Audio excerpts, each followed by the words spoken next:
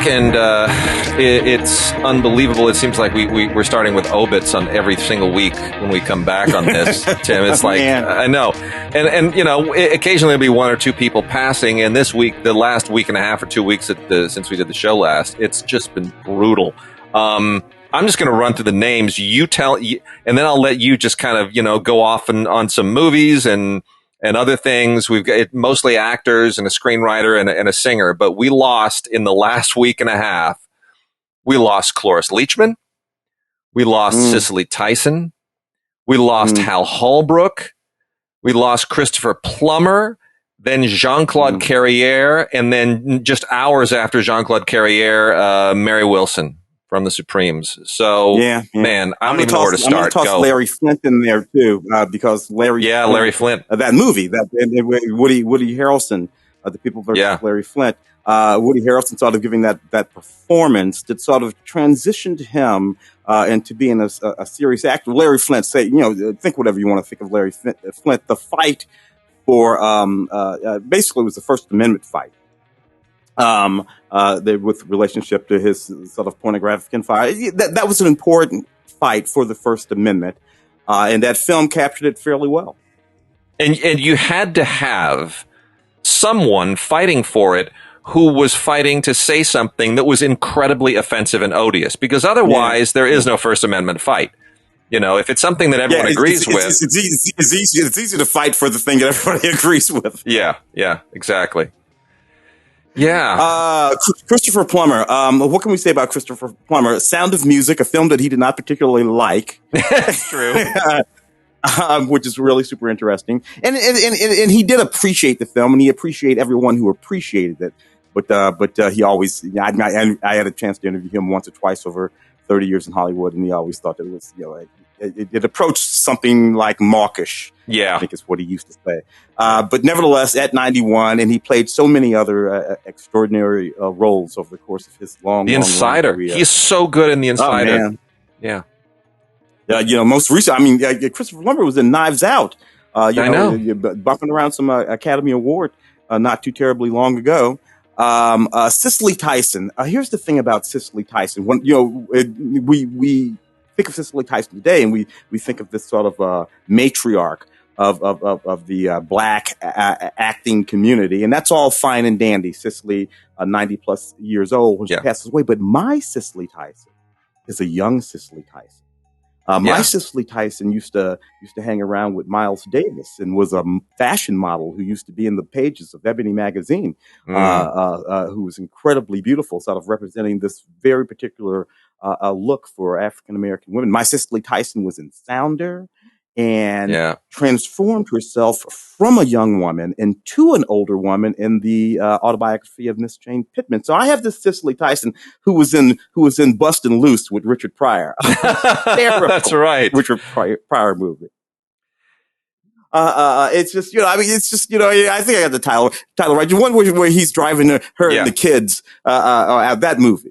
It's just wonderful. So Cicely Tyson had this sort of wide-ranging career. Our very good friend, Sherman Augustus, played Cicely Tyson's son on a 1990 whatever the hell episode of Touched by an Angel. Oh.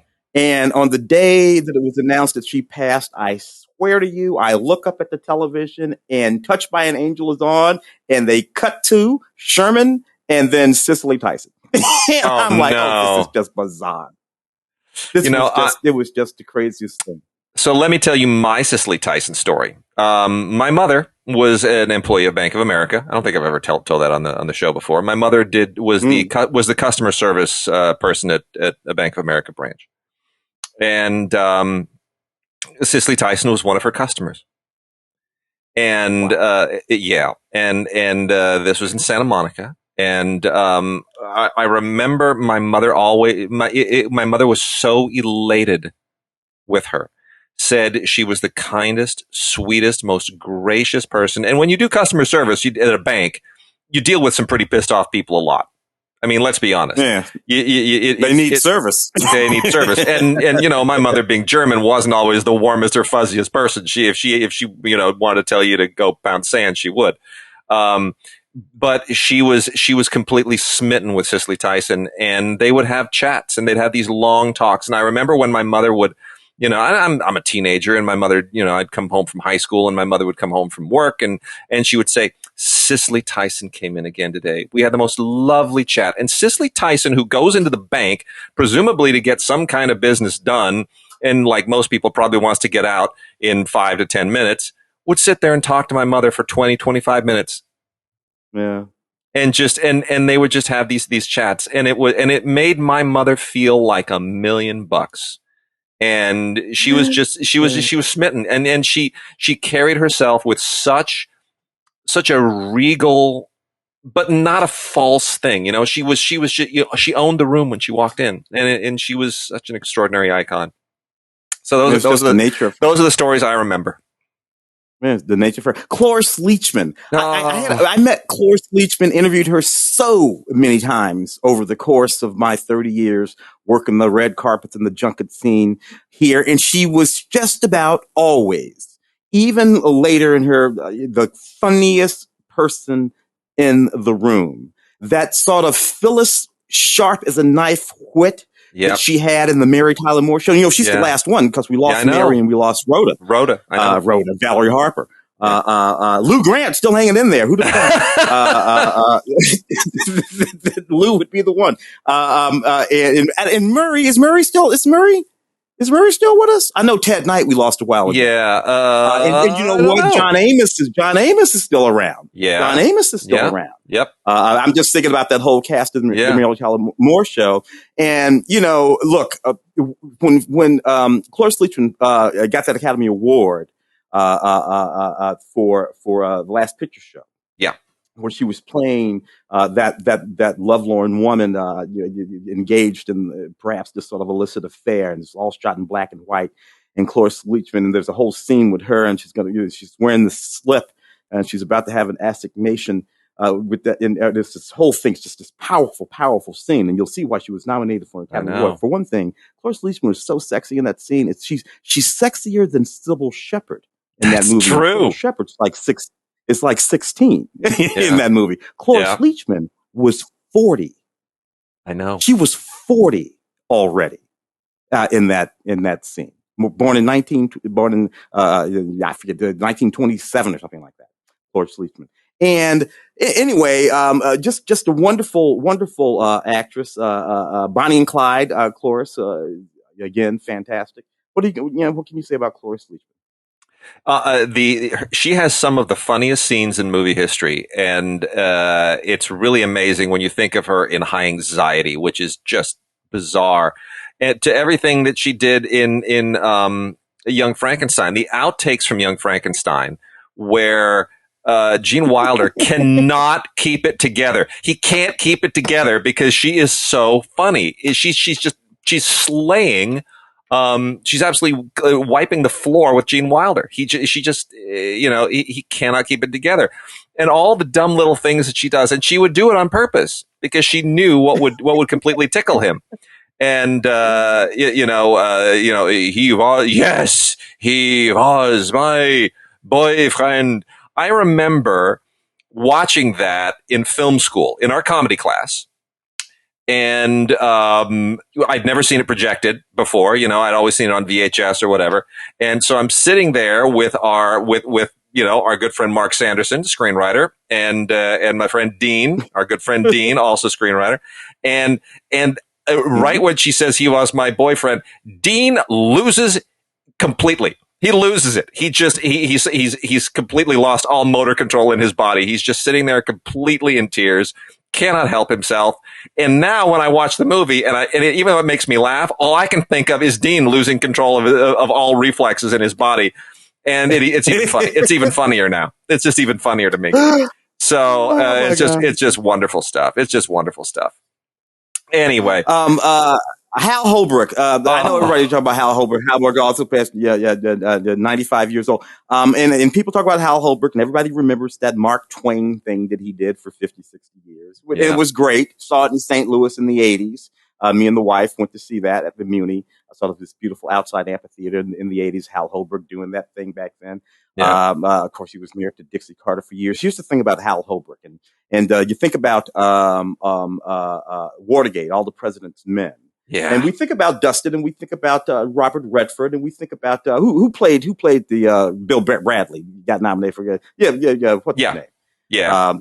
And we think about him, but Hal Holbrook was Deep Throat.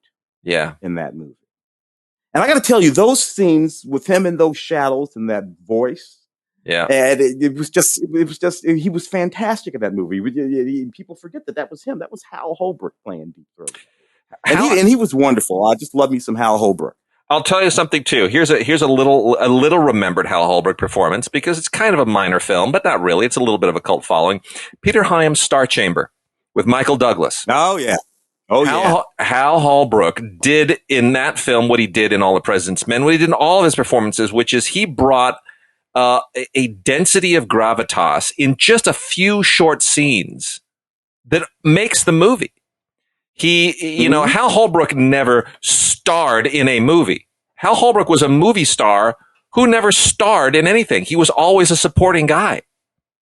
He was always the other guy, but he was the guy who brought the goods in. He was the ultimate supporting actor. If you put Hal Holbrook in a movie, he would make everything around him better. And, it's just so natural, so gifted, so understated, and really an actor that people should study. I really think you study Hal Holbrook's performances, you will learn so much. Yeah, for 50 years, we wondered who Deep Throat was. I always said it was Hal Holbrook. I know. Jean-Claude Carrière. Tim, I championed Jean-Claude Carrière for a Career Achievement Award from LAFCA for a few years. Never carried, there are just too many great people out there. He got his Oscar. He got his honorary Oscar just recently, I think a year or two ago, and finally got that recognition. Had been Oscar nominated, certainly. Carrière was an ace screenwriter in Italian, in Spanish, in French, and in English. That is just extraordinary. Worked with Buñuel. Is there a favorite Carrière screenplay of yours by chance? Well, the Discreet Charm of the Bourgeois, but The Unbearable Lightness. There it is. Mine too. Yes. It was just because it floats like you just would not believe. It's just this absolutely beautiful screenplay. And it's funny because, there's not a lot of dialogue in that movie. And it's not a lot of, so in reading that, and I read that screenplay, I don't know, what's that, the 80s, late 80s, early 90s? What is that? Like that, right? Yeah. So when I read that screenplay, it was like reading a novel almost. So it's just absolutely beautiful. Yeah. The Unbearable Lightness. That's it. Unbearable Lightness of Being is, I think, by far his best, the great Phil Kaufman film. And then, lastly, Mary Wilson, not an actress, but certainly a huge entertainment industry figure. I have often said, even though we look at Diana Ross as the front face of the Supremes wouldn't have been the Supremes without Mary Wilson. Agree or not? Which is absolutely true. No. That's absolutely true. It took the three of them to create the thing that was the Supremes. Diana Ross, as this sort of singular entity that went on to have that sort of singular career, absolutely. Both as an actress and as a singer and all of that, sure. But you don't have the Supremes without all three of those women, including Mary Wilson. And to be honest with you, you don't get Diana Ross without the Supremes. It's true. So you got to have the Supremes to get Diana Ross, and you can't have the Supremes without Mary Wilson and Florence. So these things, it's one of those things of where it's like it's all so integral. Yeah. And thank goodness that we were around to experience it. And, a few others that we didn't actually mention on the show. We should mourn Dustin Diamond as well. Famous basically only for one role as Screech, but quite a role and taken far too soon. Cancer is just so wretched. And Leon, only 40 years old. I know. Oh man, Leon from St. Louis, from East St. Louis. Actually, Leon was from East St. Louis. He and his brother Michael. And of course during their Olympics boxing run in the middle 70s, I remember that Leon Spinks fight. I remember when he beat Ali, and he was an old fat Ali. But he beat him. Yeah. And Larry King, we lost as well recently. Which Larry King's kind of been on death's door for quite a while. But anyway, so we've lost. They're dropping like crazy right now. But anyway, on to other things. Golden Globes. Mank with 6 Golden Globe nominations leading the field, and then 12 Critics' Choice nominations also leading that field. Is Mank an Oscar frontrunner, or is it going to be kind of another Fincher, Oscar event where he comes in with something like Benjamin Button and gets a ton of nominations and walks away without anything? I think the only thing that he really, really, really has a shot at is that screenplay.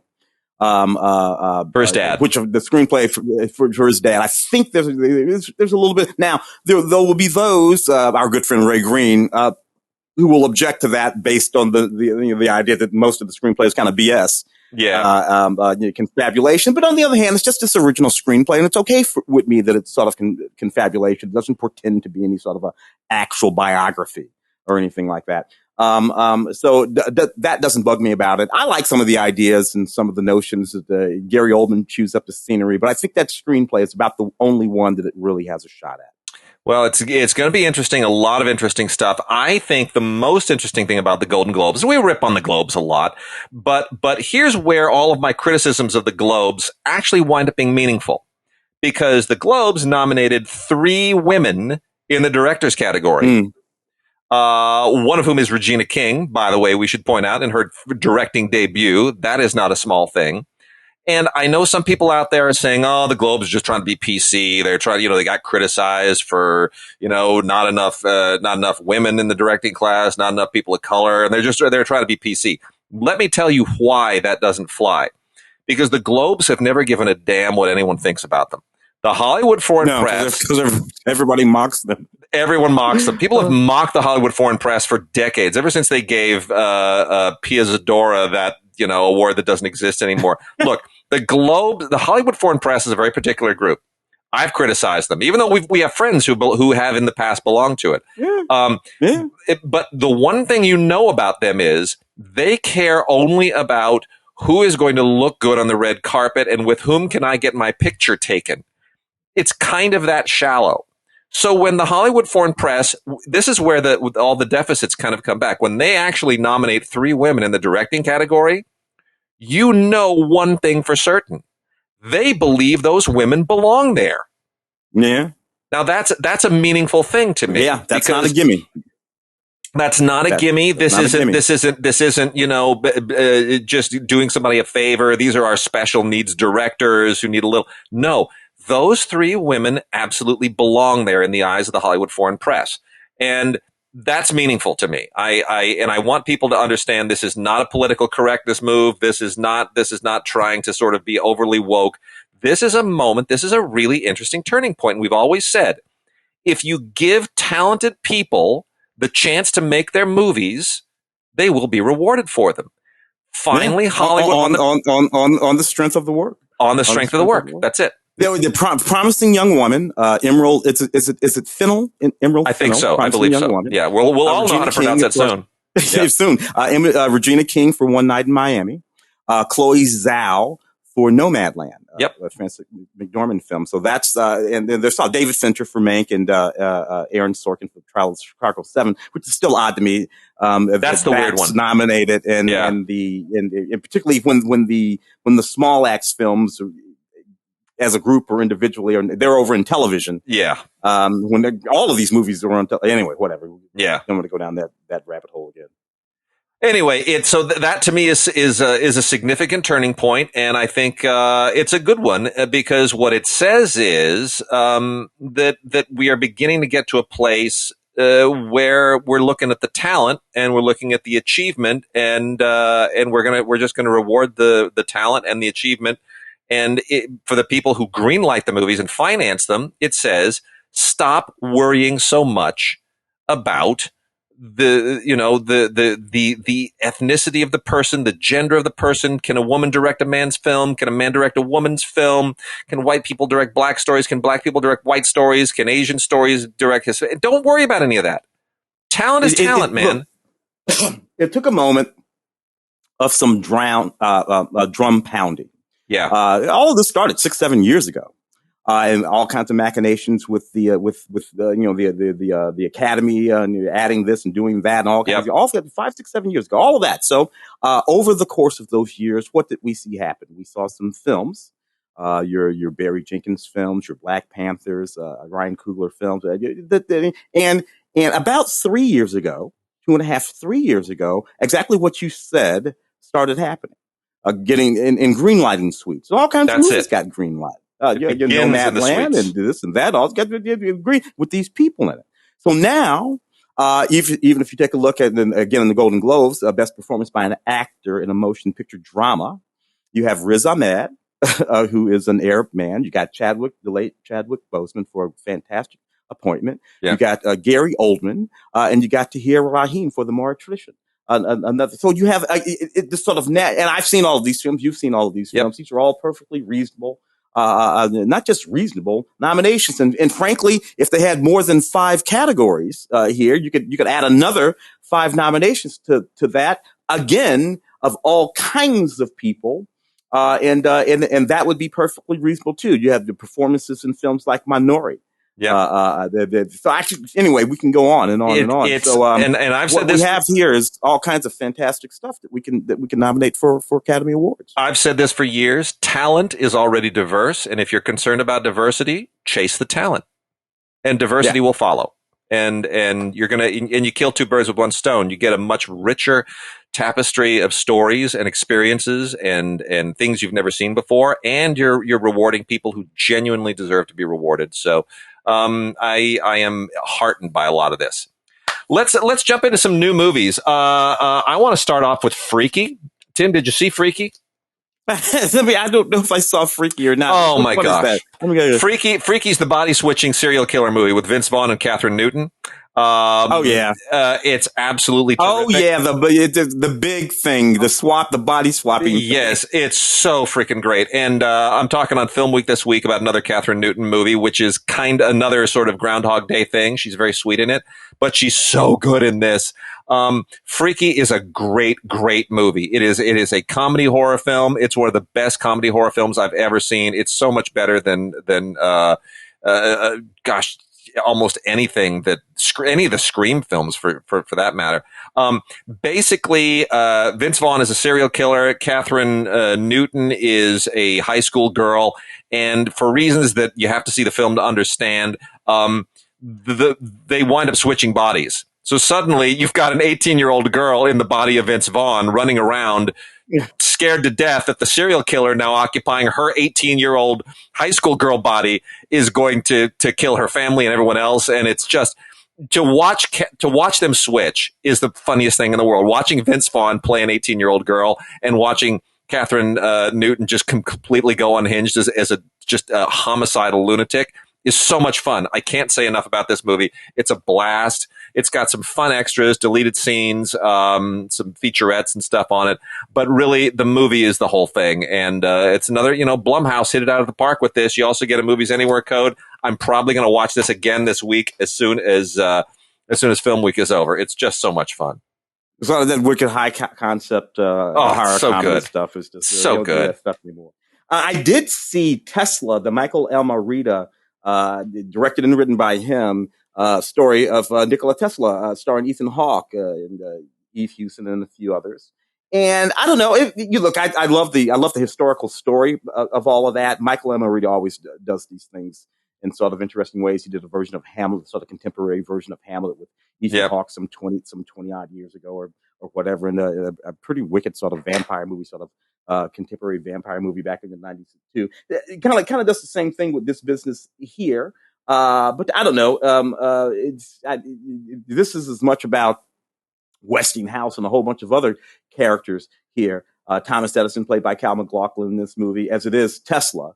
But it's a sort of interesting little historical walk through the life of the guy that Elon Musk named that car company after. If you wonder why he picked that name, now you know why. Did you by chance see the Current War, the other one that had Nicholas Hoult playing Tesla? Yeah, I saw that one too, and again, who was that? Was it Michael? Benedict Cumberbatch played Thomas Edison in that one. Yeah, and Michael Shannon played Westinghouse, and that's who it was. Yeah, that story too. Yeah, you have to tell all these stories together because those AC/DC wars, it involved all of these historical figures, and it's so interesting. Got another one here called Dreamland. Gosh, I wanted to like Dreamland so much, and it was okay. Kind of a Bonnie and Clyde-ish thing set in the Dust Bowl.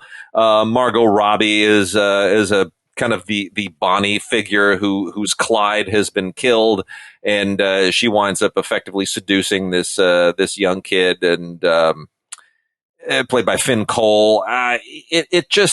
It kind of tries to be Bonnie and Clyde. It tries to be a little bit of a East of Eden thing.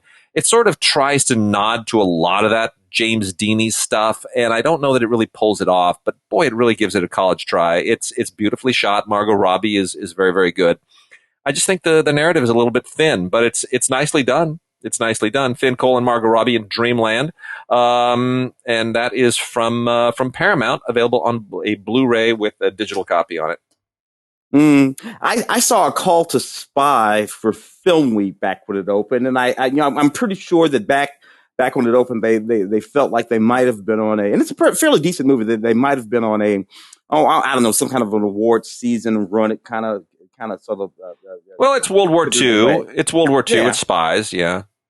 Lydia Dean Pilcher directing this film. It's a true story of these women who were called to spy by the British spy service, the sort of nascent British spy service, including one particular woman, a woman named Noor Khan, who was an Indian woman, and she was actually sent behind enemy lines to spy. And Virginia Hall, a real figure who sort of ran this series of spies.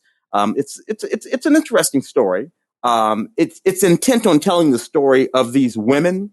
So sometimes the movie sort of pauses in the sort of John le Carré sort of spy thriller thing that's going on to make sure that we know how heroic these women are.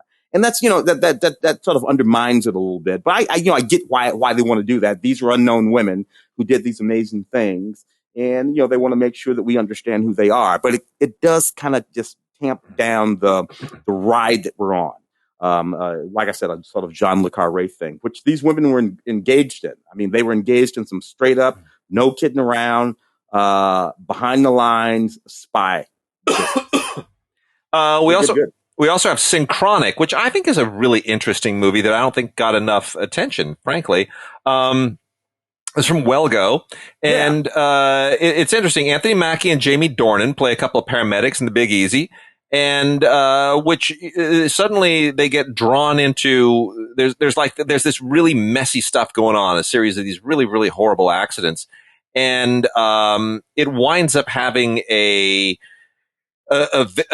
not having a normal, natural, existential explanation to it. It winds up dragging them into kind of a really fascinating metaphysical adventure. I'll just say it's a thinking person science fiction film. You should know that going in that it's a sci-fi film. And but here's the thing: I kind of Jamie Dornan is so good in this, and he's been such a that chiseled Irish, those chiseled Irish good looks of his. And just last night, and I'm going to this'll podcast will go live after I've already done Film Week. But just last night, I watched him in this week's comedy, which is the new Kristen Wiig film. She and Annie Mumolo wrote. It's their first screenplay since Bridesmaids. And he's the guy in it. And he's ridiculous. He's so freaking funny. I've never seen him do comedy before. Jamie Dornan is stone cold hilarious in this thing. And now I can't go back to something like Synchronic and take him seriously because he's just he's a goofball now. It's weird. I don't know how that happened. I love those. You never know with those guys. You just never know. I know. Diane Lane and Kevin Costner together again. This time in Let Him Go. Another film that I saw pop up on some list, I saw this film again for Film Week, and it was a pretty daggum good drama. It's just a straight up old school sort of Western set contemporarily. Actually set in the 1960s, which is really good because it eliminates things like cell phones and whatnot. And what we have is this family, Kevin Costner and his wife, and they have a son. His son is married to this young woman, and they have a young grandson. Fairly early in the movie, their son dies. This leaves them with their daughter-in-law and their grandson. The daughter-in-law gets swept up in a relationship with another man, and that man spirits her and the grandson off into the middle of the Dakotas. And Diane Lane just don't like the way it smells, and she decides to go and visit her grandson, and she feels like it stinks even more. And what I love about this movie that it all really pivots on Diane Lane's character, this grandmother. That let him go thing, that is the title of this film. That's a thing that she says in this film, and she's going to get her grandson back come hell or high water. And this movie has that kind of hell or high water sort of dynamic as this sort of family, out in the hills of the Dakotas, and Kevin Costner and Diane Lane and this Native American man. So this is a pretty damn good crunchy ass Western, as Kevin Costner has been known to do every now and again. We think about Dances with Wolves from 150 years ago. I saw that the other day. 1990, that film. Yeah. And we poke at that film now for a whole lot of various different reasons. I don't. I still like that movie. And Kevin Costner also gave us, to my mind, my favorite rendition of Wyatt Earp. I agree. His Wyatt Earp is a straight drama and is fantastic. I agree. And I love the 4-hour Dances with Wolves director's cut, which I saw at the Grand Rex in Paris many years ago. It's 4 hours with an intermission, and it's an even better film because it doesn't whitewash the relationship between him and the Sioux. There's a great voiceover moment that was not in the Oscar-winning cut, the theatrical cut, where he says, "And yet, there are bridges, there are divides between us that cannot be bridged." And it sort of goes into a little bit of a darker place. But anyway, Yellow Rose, sweet little film that didn't get enough love. It's kind of the same plot in some respects as Wild Rose, which was the Jessie Buckley movie where she's, Jessie Buckley's an Irish woman who sings country, and she's trying to make it as a country star. Yellow Rose is a little bit more homebound. But it's about this Filipina who in Texas who wants to break into singing country and bridge that cultural divide here. And it's really sweet. Eva Noblezada, who stars, is an absolute revelation. She's just beautiful. This isn't getting a lot of awards love, but I really hope that audiences find it because it's a super, super sweet film. And I just love it. I think it's got some. And Lea Salonga, no longer the young Miss Saigon Broadway star, but she's fantastic in it as well. And I interviewed her years ago, and what a wonderful interview she was. Yeah, fantastic. Love that movie. Breach is one of those movies where Bruce Willis is the biggest thing on the cover, but the smallest thing in the movie. He's in 6 scenes of the movie, in the movie, but he's the biggest thing on the cover of the movie. And to a certain extent, this is kind of a fun film set in space. On this ship that's left Earth, and they're going to a sort of a new colony out in the middle of nowhere, and there are all kinds of reasons why they have to do that, and something wacky is going on the ship, and people are getting taken out, and what's going to happen. This movie, I swear to God, it looks like they made it in the basement of a junior high in Pacoima. Because they did. Yeah, because I'm certain they did. They just painted everything, like a dark green, and put receding lights in every corner. Yep. And they're just sort of walking around, and every now and again they sit in something that looks like a recliner that we're supposed to believe is like the captain's chair. And I'm like, no, that's a lazy boy. That's not a captain's chair. It's just like The Expanse. You shoot it somewhere, and you make it look all techie, and then somehow, some visual effects kids with a few computers in Karachi will send you all of the space footage. You cut it together, and people think it's in space. And that's what it is. And what the heck? And then Bruce Willis just blows the whole damn thing up. But you know what? I've been poking at Bruce for a long time now. Frankly, sometimes these movies are kind of fun. I don't know why Bruce never, ever goes serious anymore. I don't maybe either. He doesn't get offered any roles. Even Nick Cage, every blue moon, he'll pull out a Joe or an Sure will. something, I like that. But Bruce just lives over here in this space and gets his couple of $1 million paycheck, and I guess he's just not concerned with it anymore. Ammonite has gotten a little bit of awards attention. Francis Lee's new film. So here's where I come down on Ammonite. Ammonite stars Kate Winslet as the famous 19th century British fossil expert Mary Anning, who led a very, very difficult and sad life. She is significant in the paleontology archaeology world because of the fossils that she was able to find and make public. She was a little bit famous at the time, but she never made a dime really off any of her work. Never married, never had children, never had a family, just really a very, very sad life. And this sort of theorizes, because Francis Lee is a gay man and a gay filmmaker, and he sort of, these are the stories that he tells. He imagines her story as a lesbian romance. And it's a completely fabricated story. There's no evidence that this ever existed. No indication Mary Anning was gay. Quite the contrary. But this is his interpretation of it, and he's entitled to that as long as we sort of qualify it. That said, kind of.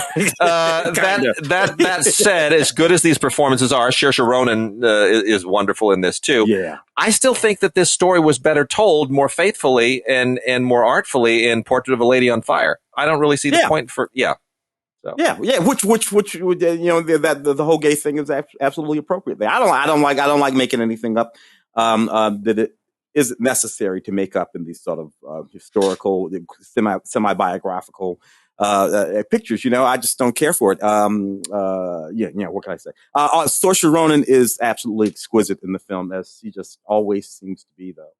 I won't be mad about that. Wild Mountain Time was one that folks was talking about too. John Patrick Shanley directing and writing. Just one of these sort of star-crossed lover kind of things. You have Emily Blunt, and you got Jamie Dornan again, and John Hamm in the lead of this thing.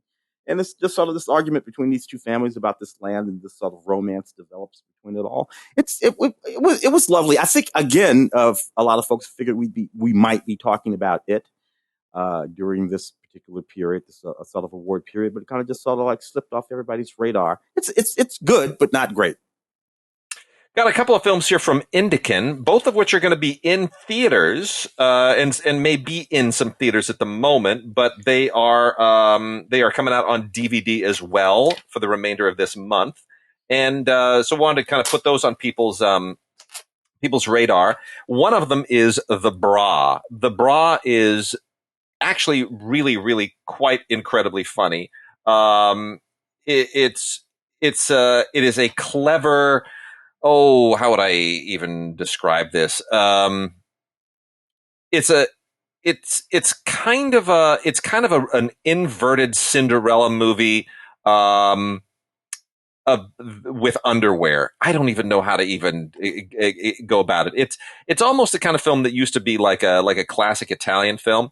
A classic Italian comedy. It feels like something that would have been made with Marcello Mastroianni in the 1968 or something. Veit Helmer is the director.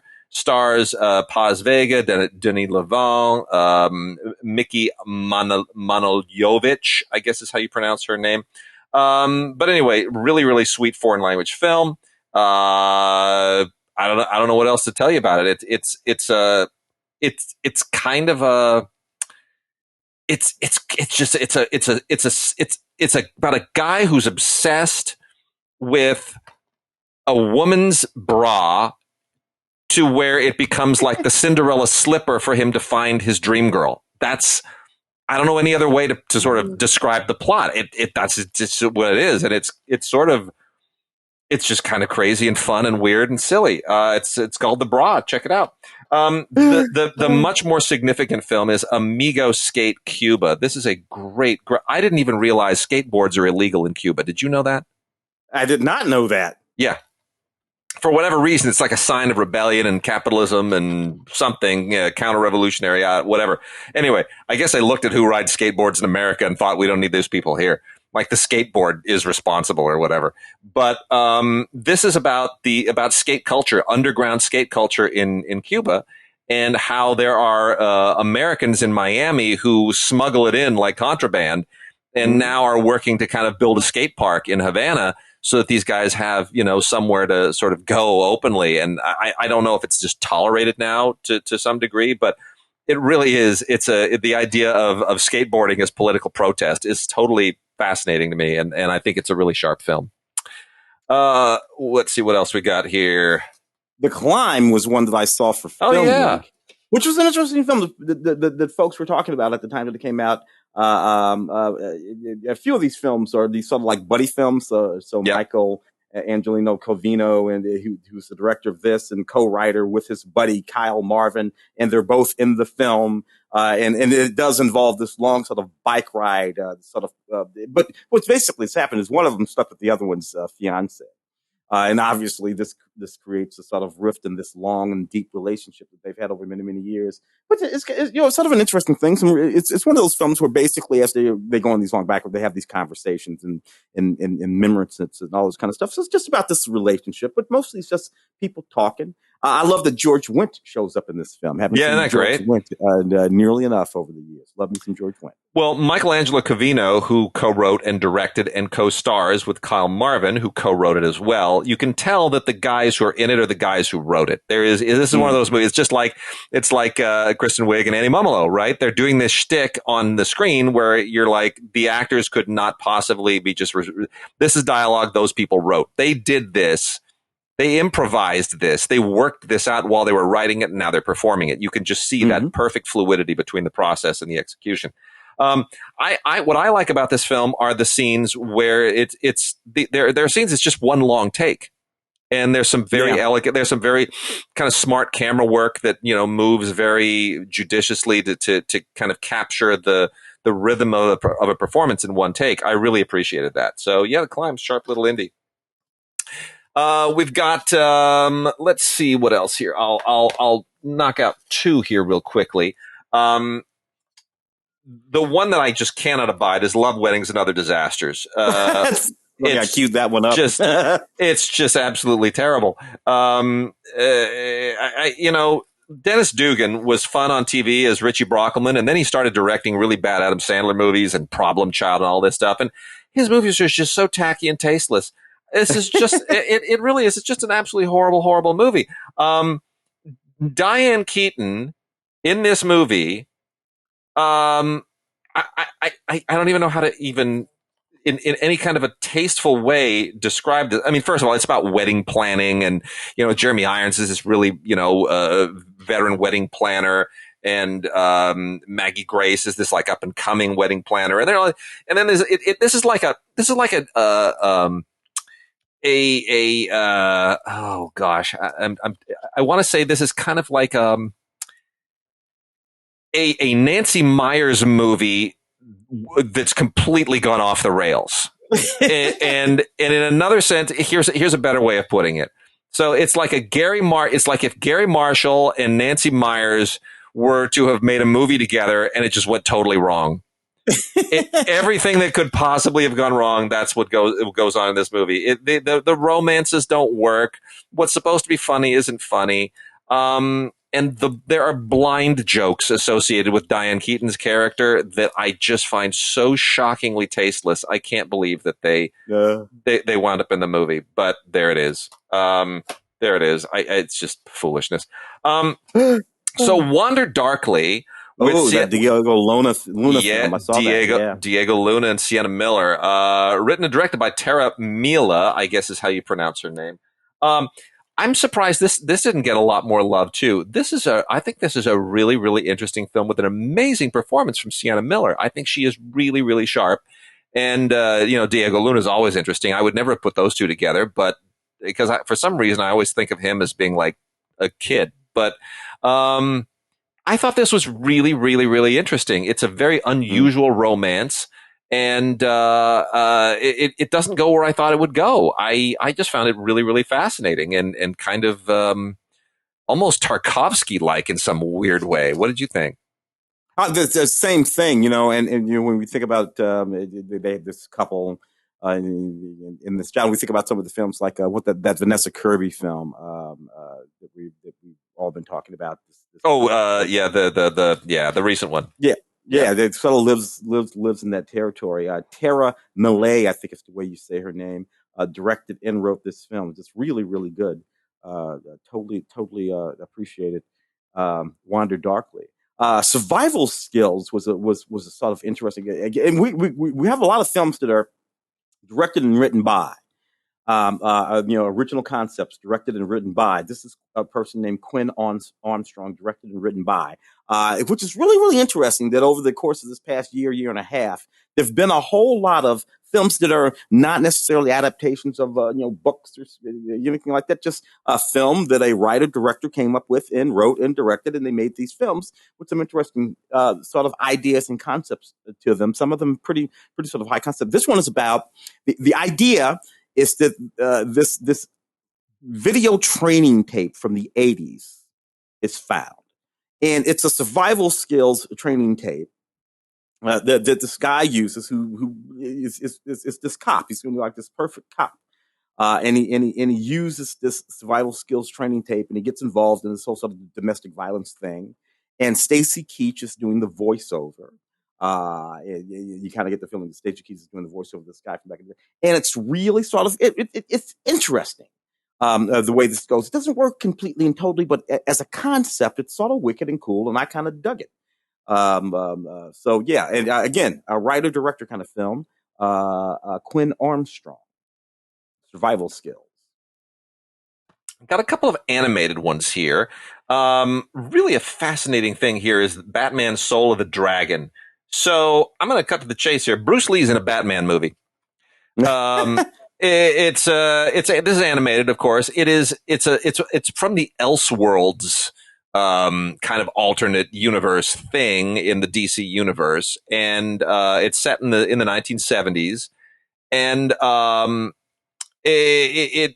what they're trying to do is sort of, I guess, recontextualize a lot of these DC stories and just kind of give us interesting backdrops. It's like what we do with Shakespeare when we set Shakespeare in, the 19th century or the 20th century and stuff like that. They're trying to give an elevated appreciation to all of the different ways that you can depict these various DC characters. And I appreciate that. I don't think you have to be orthodox about it at all. So it is very interesting. You get all this martial arts stuff in here, and Bruce Lee and Bruce Wayne, and I find it an interesting experiment. I don't know if it is completely successful, but I like the idea that they're doing this and that they're trying to do some of these things. And, it reminds me like a little bit of like a serious version of what they did on Scooby-Doo back when, Scooby-Doo was doing all those celebrity things like Laurel and Hardy and the Three Stooges and the Harlem Globetrotters. And they would, all that stuff was awfully fun. So this is a little bit more of a serious take on that. I'm good with that. And then, Mark Osborne's The Little Prince, which is on Blu-ray and deserves a better telling than this. It is very nicely done. It feels like it's trying to be faithful to the story. We haven't had a proper animated Little Prince really ever as a feature film. There was only the musical, the Lerner and Loewe musical with, Bob Fosse as the snake from 1970, 71, something like that. Yeah. 72, somewhere in that neighborhood. And, I think there's a lot going on here, but there's also kind of an additional frame story to this that I could have done without. In any case, it has a lot going for it. It was a Paramount film. I think it wound up on Netflix, not in theaters. But in any case, not entirely successful, but hard to not recommend, especially with the voice talent, which is amazing. I mean, Jeff Bridges, Rachel McAdams, Benicio del Toro, Ricky Gervais, Paul Giamatti, Paul Rudd, Marion Cotillard. It's all over the map. It's fantastic. Oh, Albert Brooks, a little old Bud Court. In that movie, but of course, it was kind of cool. Yep, good stuff. let's see. Louis van Beethoven. I'll pop it because I happen to see that one for Film Week too, and because I saw it for Film Week, and I was like Louis van, and I did all this research, and sure enough, Ludwig van Beethoven, as a young child, a young prodigy, was called Louis. Yep. He was called Louis, and his immediate family was called. He was referred to as Louis in the press. When notices were given for him. This movie bounces around in time. We kind of begin with him as the older. He's deaf and he's old and he's riding around with his nephew, going from place to place as he reminisces about his life and his childhood. His alcoholic father, who was his sort of first teacher, and everything. We started like bouncing around with him from the time that he's about 6 or 7 years old through his teen years and being a young man and it's really kind of a comprehensive, although a little bit scatological look at the life of a guy I had no idea they called him Louis back in the day. Very true. It's a good one. I had a Beethoven class in college. Hardest class I had in college. I kid you not. I got a C in it barely. And honestly, it was so hard, but I loved it. Professor Winter used to go up and he'd play Beethoven on the piano at the front of the class. You know, it was in the music department. I should have known better than to go do that. You would have done fine. You have a great ear for this stuff. You come from a musical family. But the history of all of that. That's my brother Robert. He would have known all of that. Oh, dude, this is what the tests in the class were like. And by the way, I was in the class with a friend of mine that I had worked with, who was a musician. Like, she had a band with her sister, still does. They still perform all over town. She and her kids now, right? I mean, she's a rocker. She's a musician. She's got a great ear. And our test would be like this. Winter would go up to the front of the class. He'd sit down at the piano. He'd bang something out for like 30 seconds. And then he would say, now I want you to write. What piece of music what piece of music did that come from? Where in that piece of music? In other words, what movement and what part of the movement? And what does it represent symbolically and literally in the life of Beethoven? And I'm sitting there, I'm looking up here and I'm like, are you kidding me? Are you seriously kidding me? Like, this is what I got. I'm going to fail. I'm going to totally fail. Somehow, by the skin of my teeth, I passed that class. I don't know how. I made stuff up. I don't know. But those tests were insane. I love it. Okay, got a couple here. Major Arcana is a cool little indie film by a filmmaker named Josh Melrod. Keep your eye open. A lot of skill there. This is kind of a it's kind of a part backwoods noir, kind of part backwoods indie drama, a little bit of Cassavetes thrown in here. Takes place in Vermont, in a part of Vermont I didn't know existed. I always think of Vermont as like this total kind of, like people in their vacation homes and whatnot. You don't think of Vermont as sort of being very backwoods, but there is a part of Vermont that is very, very backwoods. And this is very, very blue collar. It's about this guy named Dink, who is a carpenter with all kinds of baggage. And he meets a woman who also has baggage. Her name is Sierra. So they are Dink and Sierra. How about that? And they have, not going to give it away. There's a history and there's a future to this relationship. Mm-hmm. And you're watching two people who are a little bit damaged, but who are still strong, lean on each other and try to work things out. And the Vermont setting is pastoral and yet hostile at the same time. It's a very smart little movie. So keep your eye on Josh Melrod as a filmmaker.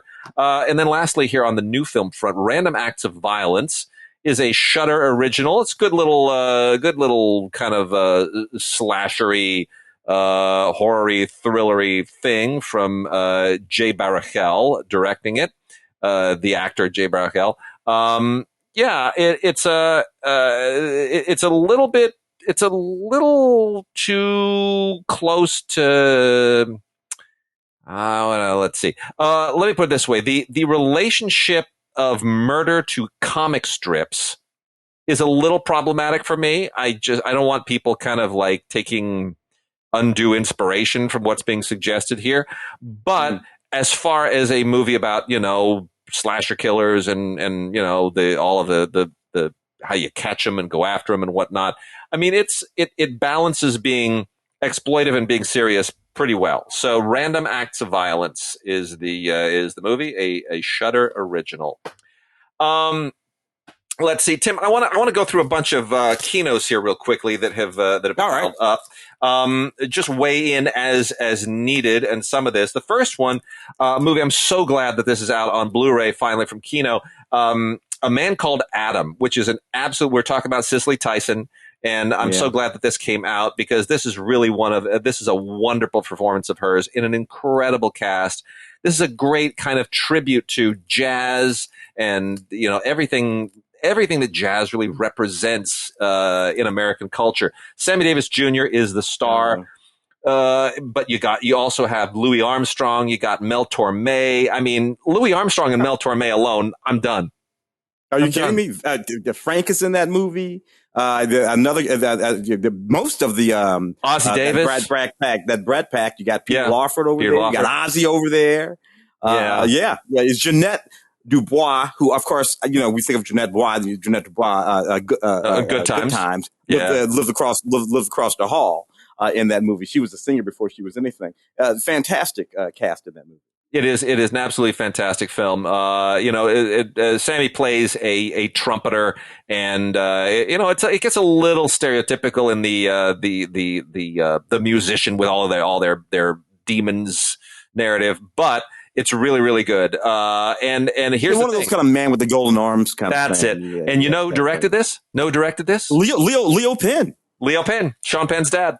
Yeah. Who passed not too long ago, but who directed a lot of great TV. Directed Chris, by the way, some people don't even really realize this. Leo directed an episode of Magnum PI that Chris was in, where Chris starts with a Vietnam flashback with Chris in the Vietnam flashback. Magnum PI, the Tom Selleck Magnum PI. Also directed The Enemy Within episode of Star Trek, where Kirk splits into two people, and there's the psycho Kirk and then the indecisive Kirk, and they need each other. That was Leo who directed that. Got three westerns here. Man of the East with Terrence Hill, Thomas Hunter, Henry Silva, and Dan Duryea in The Hills Run Red. And then Wings of the Hawk with Van Heflin and Julia Adams, which was a 3D Western at the time. These are all really strictly B-level Westerns, but they're fun and they're worth checking out. There's a great commentary on Man of the East with Alex Cox, who all he seems to do these days is commentaries. He also does a commentary. That was one of those Italian jobs, right? Man of the East. Was it? I guess it was. I guess it was. Harry Carey and the people in it, Terrence Hill and Harry Carey. It's not an Italian cast per se, but I guess it is dubbed. Anyway, Alex Cox does a commentary on that. Alex Cox does a commentary on Hills Run Red. And then Wings of the Hawk has a commentary with Jeremy Arnold and a great 20-minute commentary with 3D expert Mike Ballou and a Woody Woodpecker short. And then, right. And then let's see here. We got a couple of other. Well, there's just a ton of stuff here. John Frankenheimer's The Train with Burt Lancaster is also out on Blu-ray from Kino. Absolutely amazing. They have the vintage John Frankenheimer commentary is on here, along with another one by filmmaker and historian Steve Mitchell. And there's an isolated great cast score. of that too. Paul Scofield, John Moreau. Oh man. There's an isolated score. The Maurice Jarre score is isolated. Paul Scofield is amazing in this as well. Really one of Frankenheimer's very, very best, if not Frankenheimer's best film, frankly. A little bit more on the exploitation end is Buried Alive, which is not Frank Darabont's finest moment, but it's Frank Darabont, and you kind of you see him coming along. This is from 1990. This is before Shawshank Frank Darabont. And, you can see him kind of putting it together.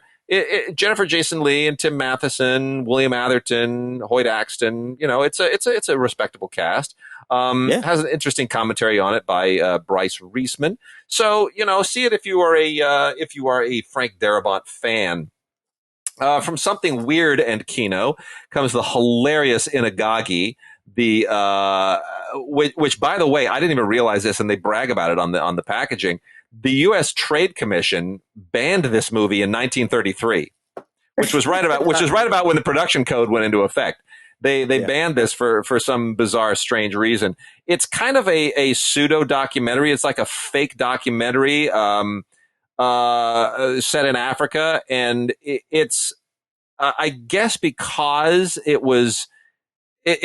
people actually believed it.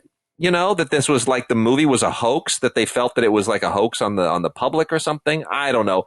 But in any case, the idea of going into Africa and finding a gorilla worshiping cult is so ridiculous that if anybody believed this in 1933, then, you know, you deserve what you get. The War with Elijah Wood, a very young Elijah Wood, and Kevin Costner, is a wonderful movie that did not get enough love at the time. John Avnet directed this. Basically a coming-of-age film during the summer of 1970 when Vietnam is raging. It's one of Kevin Costner's best performances. Elijah Wood is so touching. It's just, and that's all it is. It's about a kid coming of age, you know, with these awful other kids that pick on him and his family. And Mayor Winningham is fantastic. Lucas Black is great. It's just it's a wonderful, nostalgic, very touching film. And that film came out in 1994, and it was kind of at the end of that period. We had a run from about the middle 80s until about the middle 90s of these sort of Vietnam, reflective Vietnam films. Good point. Yes. And you know, and some were better than others, but all of them most of them had at the center of them some sort of a Vietnam vet who was sort of emotionally damaged from that war, and how it all sort of played out in their family. Some of them took us into the war. Some of them took place here, but the war was sort of present. This was one of those. We got Sammy Davis Jr. again, although it's not his film. He's a supporting actor in this, in Anna Lucasta. Basically, I think this is Eartha Kitt's film. Eartha Kitt, you know, just kills it in this movie, and you forget what a great actress she was. A lot of people just grew up with her, knowing her as the other Catwoman on Batman when Julie Newmar had something else to do. But you know, Eartha Kitt, amazing singer and an unbelievably good actress when she acted, and this is a fantastic drama, beautifully made, 1958, and she plays a woman of the street, but boy, does she play it, you know, with like all kinds of sort of feminist aplomb, and she chews it up beautifully. Yeah. Sammy Davis Jr. I always thought of Eartha as kind of like the Betty Davis, the sort of black Betty Davis. She sure was of that. She didn't take no crap from nobody. That's it. When she did that sort of drama. That's it. Anyway, it's one of the most brutal depictions and commentaries on prostitution you will ever see in a movie, and Eartha just nails it. Steven Soderbergh's The Underneath, which is a remake of an old noir. I love this movie. This movie, when it came out, we both went bananas for this movie. I know, 1995. We saw this at the same screening.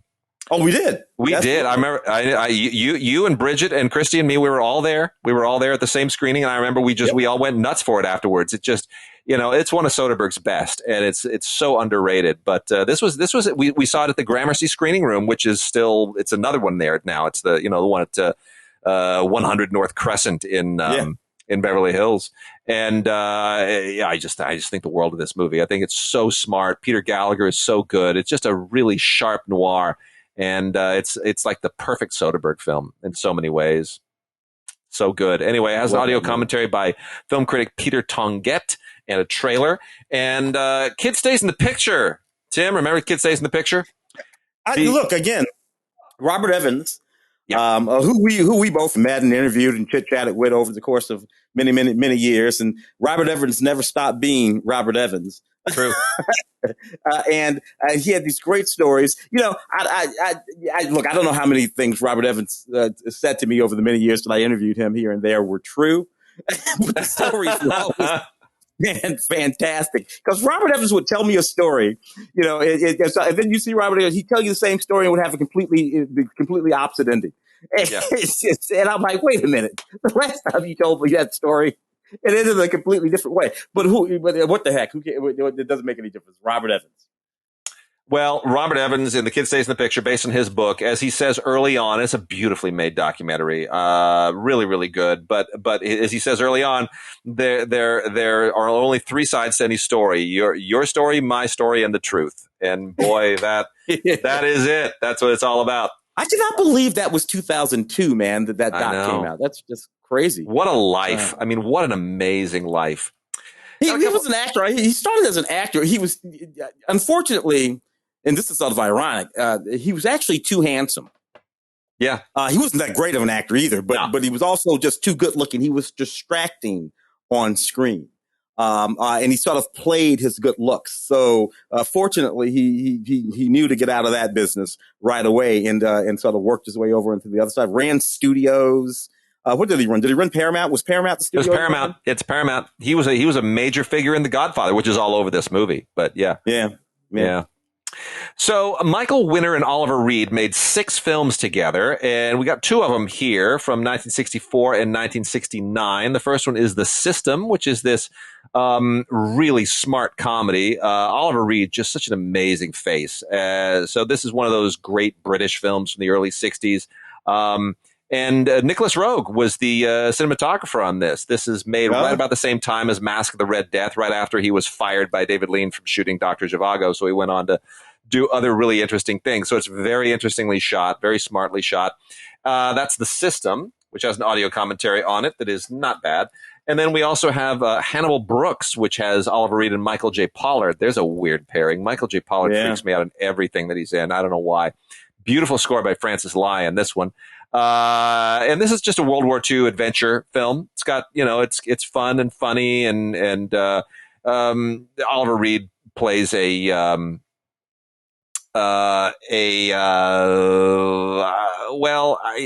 want to tell you. There's an animal aspect to this. Yeah. So, and I don't want to give anything away. If you basically, it's prisoners of war and an animal, and a fun adventure that would have been totally different in the hands of Disney, and I'll just leave it at that. But it's worth checking out. Then we got 3 George Peppard movies. The Groundstar Conspiracy, which is really, really pretty cool movie, kind of a classic 1972 era spy-ish thriller with a little bit of kind of pseudo sci-fi stuff to it. A lot of that stuff was going on in the early 70s, usually with Charlton Heston starring in it. But this one has George Peppard, who's kind of like a second-tier Charlton Heston, and not a bad one. The very first film that I worked on in a sort of legitimate way was at ITC, Sir Lou Grade's company here, and the film was a George Peppard film called The Night of the Fox. It was this TV movie. And George played these 2 characters, and I worked in the post department on that movie. And George, I think George made a couple of more films before he checked out. So I got the chance to work on the George Peppard film. Well, that's great. It's pretty cool.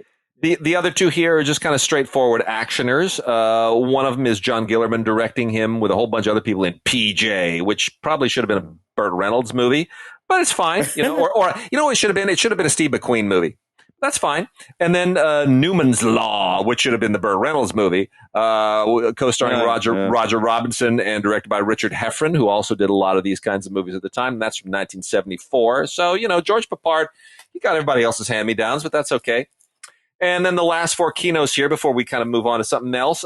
Jack Palance and Eddie Albert in Attack, directed by the great Robert Aldrich, who directed all of these movies that I'm going to talk about right now.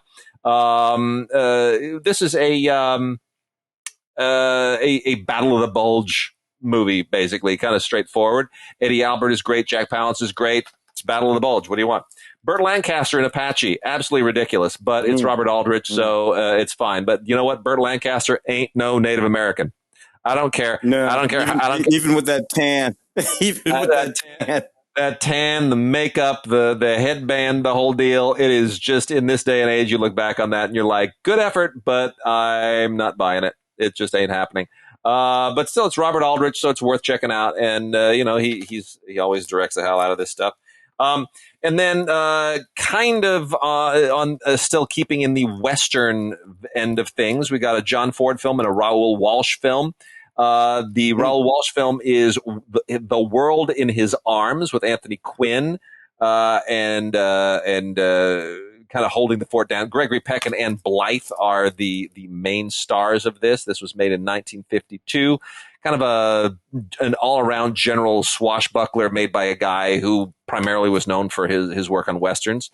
And then John Ford, this is the one I want to give a little bit more attention to.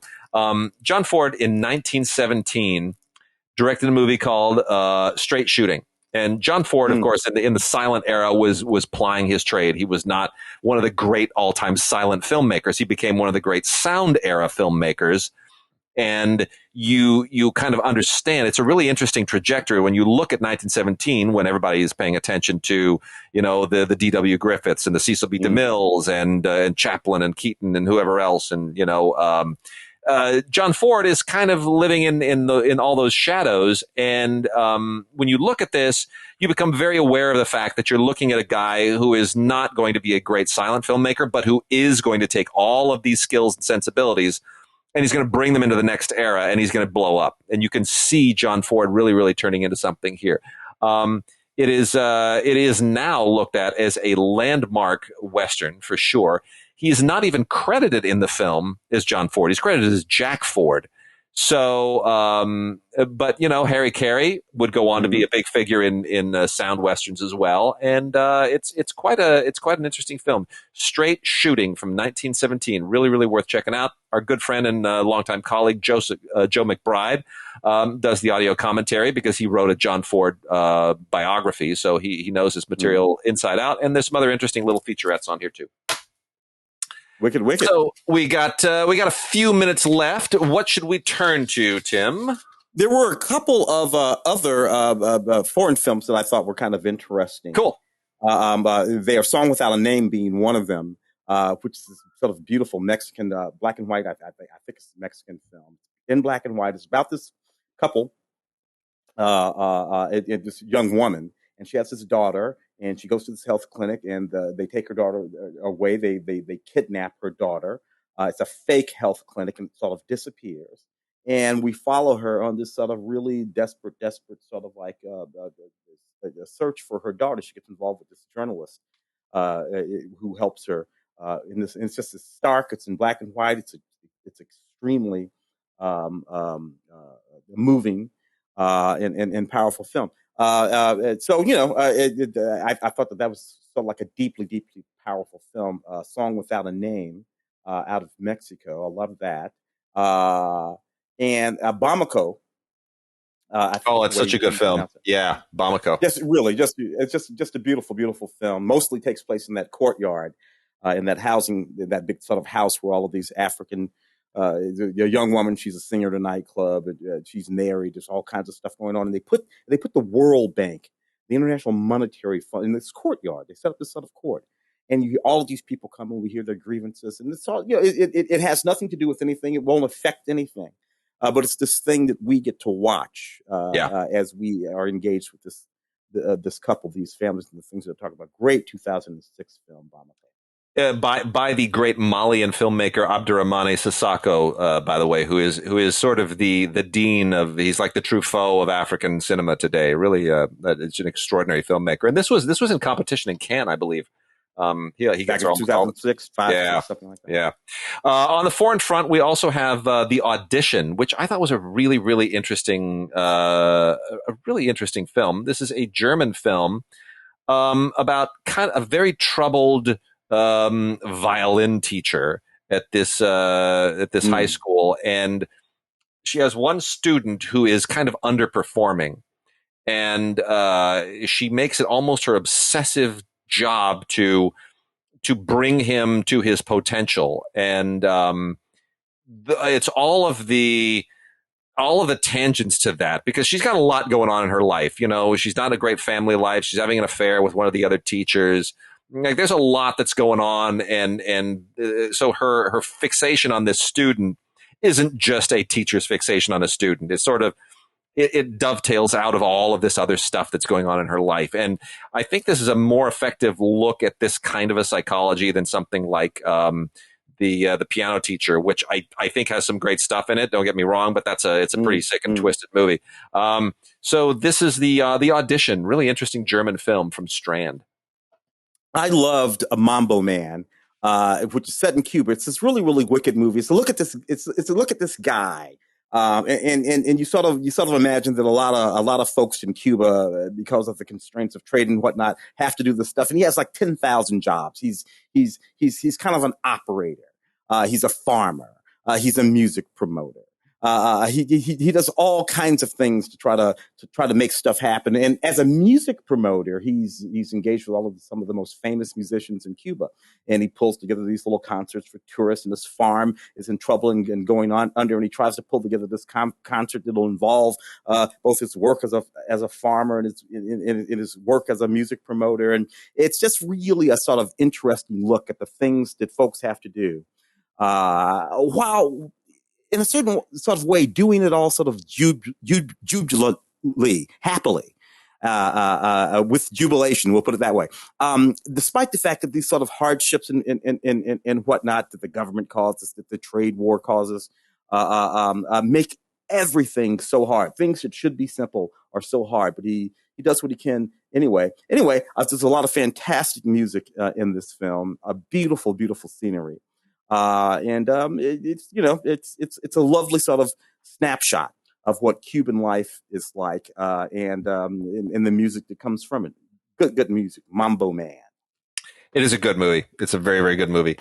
I am also quite fond of Night Shift, the new Anne Fontaine film. I'm a huge fan of Anne Fontaine. I think she's one of the best French filmmakers currently working. She's just absolutely amazing. This is from Icarus. Although I have to say that there is some bias here because Omar Sy is in this, and Omar Sy was in our Oscar shortlisted short. Omar is a very, very good friend of our director, Brand Anderson.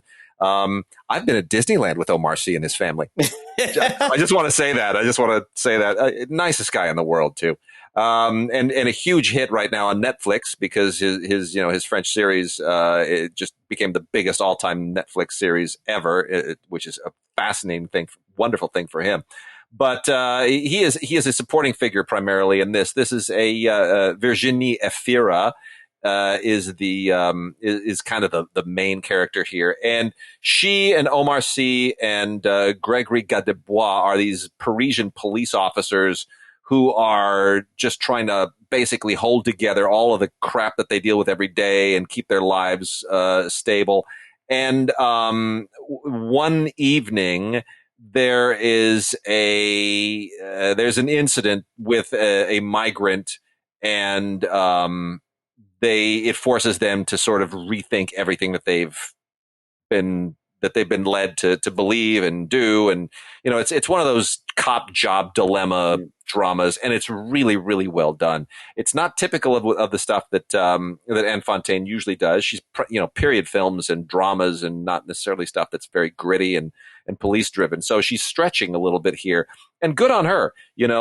She's kind of channeling herself through Virginie Efira, and who's just really incredibly good in this thing. It's a really, really sharp police, what they call them policier in France. So Night Shift, despite all of my conflicts of interest, I'm going to recommend Night Shift. I think it's a really, really good film. A real hell of a procedural. It really, really is. My stupid dog. Excuse me. My dog's stupid. My dog's stupid. My dog's stupid. My dog's stupid. This is what they named the dog in the movie. Ivana Tal film, and it's really, really just funny. Although it's about a guy who's going through a bit of a midlife crisis, kids and all of this stuff, and this big stupid dog comes to his house, and the whole family can't stand the dog, and they're constantly trying to kick the dog out. But the dog keeps coming back, and you can sort of imagine sort of where it goes. And the dog is the star of the movie, and steals the whole damn thing. It's based on the John Fontaine novel. I used to read a lot of John Fontaine. Anyway, My Dog's Stupid. It's just really, really, really austere. And Charlotte Gainsbourg, of course, is in the film because she and Yvonne Attal are married, and all the Yvonne Attal movies that he does with his wife, with Charlotte, I think are consistently sharp and funny and very smart. I just love them all. Got a couple of criterions real quickly to make mention of. We were talking about Sissako previously. There would be no Abdurrahmane Sissako if there had not been an Ousmane Sembene before him. That's where African cinema really begins. Sembene is the great master of African cinema, And this is Mandabi from 1968, which is just an absolutely extraordinary masterpiece. This is Simbeni's second feature, and it is the first ever film. This is significant. This is the first ever film that was filmed in an actual original native African language. Until 1968, nobody had made a film in an African language. So it is significant, and you really, really do need to check this out. This is just an absolutely wonderful allegory about a young Senegalese man who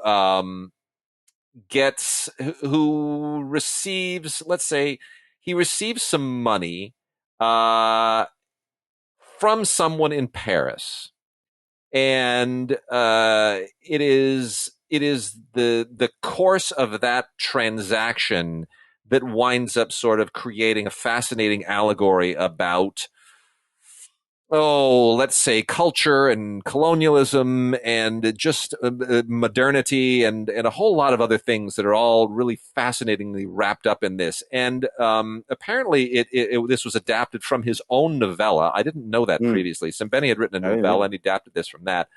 And it's actually surprisingly funny at the same time. He kind of finds a lot of the reasons that we create our own problems in life, especially problems related to money. He finds it absurdist and unnecessary. And, it's a beautiful film. Mandabi, loads of extras on this thing, including a great short film from 1970 that Simbeni made that is also one of the best short films I think I've ever seen. And then The Parallax View. Alan Pakula's film with Warren Beatty is out on Blu-ray from Criterion, 1974. It's kind of a classic Pakula film. I haven't watched this since I was a kid, I don't think. Alex Cox shows up in a comment with an introduction again, not a commentary, an introduction. He did commentaries on the others. There's also a thing on Gordon Willis as a cinematographer featuring an interview from 2004. But this is basically a kind of a dry run for All the President's Men. Would you say that, Tim?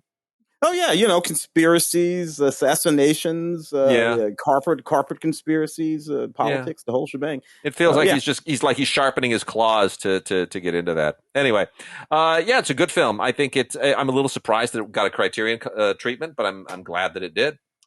And I want to wrap out really quickly, just for laughs, with a film that I know you're going to get a kick out of. The Barbarians with the Barbarian Brothers. This is. You remember this thing? Oh yeah, those brothers are in a movie that I ghost wrote a long time ago. Oh really? In the early 90s when I used to do all that stuff for Peter Mahari and all the PM Entertainment and all that. Also, I would rewrite all these terrible movies, and those brothers are in more than one actually. So this is from 1987, and basically what was happening, it's just such a, Michael Berryman is in this thing too, as with a horn on his head, because he's a freaky looking guy. But here's the thing. So after Arnold Schwarzenegger hit it big with Conan and everything else, the Barbarian Brothers, who are a couple of weightlifters that you could see here just about every day down in Venice Beach, like they were not. Oh yeah, they were all over the place. I saw these guys Peter and David Paul. That's who they are. Yes. The Paul brothers. The Paul brothers. Yeah, these guys were all over LA. They were not like hard to find. I saw them everywhere. I'd see them at the restaurant, see them at the market, I'd see them on the beach, and you can't miss them, right? Because they're like 5'7" wide and like 5'8" tall. Yeah. They're just like squares. Yeah. And they would walk around wearing those 80s style kind of like cut off male halter top, jerseys that look unbelievably feminine, unless it's a guy with this many muscles wearing it. And then it's like, I dare you to make fun of me. I dare you to make fun of me for wearing this, because I will break you in two. I always love that. It's like, isn't that what all the women wore in Flashdance? Like that little, and I'm not going to make fun, not making fun. You can pull it off. You got the muscles. Anyway, this is just ridiculous. It's a ridiculous movie that is just straight up, hey, two Conans is better than one. That's all it is. It's a Conan the Barbarian ripoff with the Paul brothers, the Barbarian Brothers, and they never really had much of a film career after that. But boy, is this a fascinating '80s artifact. The Barbarians. Yeah, so much fun. They would walk around like that, and they were like Sylvester Stallone short, but they always shot them from real low to make them look like they were way bigger than they actually were. I saw them once at, what was it? It was a fast food place. I'm trying to remember what it was. It's one of those fast food places that doesn't exist anymore that served salads. It was like you know what I mean? It was like you go on the buffet line. You're like, this is just a whole 9 different varieties of lettuce with bacon bits. Why am I paying $15 for this? And I saw them at one of those places, and you walk in and you see them. You're like, those dudes are big. And as you walk closer to them, you go, those dudes are short. And then I'm next to them in the line, and I'm like, yeah, I can take these guys. Nah, I can take these guys because they were short. It's hilarious, but I'm like towering over them. But then I realize that their biceps are bigger than my waist, and Anyway, amazing. Anyway, all right, that's it for this week. We hope no more people die this week. It's been bad the last few weeks. It's been bad, but it looks like we're getting daylight on the pandemic. Some teachers are coming back to school. Cities are starting to open a little bit more, so vaccines getting out there. We hope you're all well. And we will see. Well, we will be doing the film week, the big. Oh big yeah, film week. We're going to be doing it virtually, but it'll give more people, including this audience, an opportunity to participate, which they wouldn't usually. When it's a live show down at the Ace, so it'll be online. Oh, I forget the date. I'm so terrible at promotion. Yeah, but it's going to be April, March, early April. I think it is. I think it's like the first Sunday, one of those Sundays. Yeah, we will plug that on the next show, but we've got time. Oscar nominations don't come out until March 5th, and then the Oscars are like April 28th. It's almost 2 months. It's a little bit like the way it used to be. Remember when the Oscars were late March? So, we finished our thing for Laughter so long ago. I don't know, man. I just in some ways I feel like maybe drifted back. But whatever, it is what it is. Indeed. All right. Well, everybody, we will see you next week.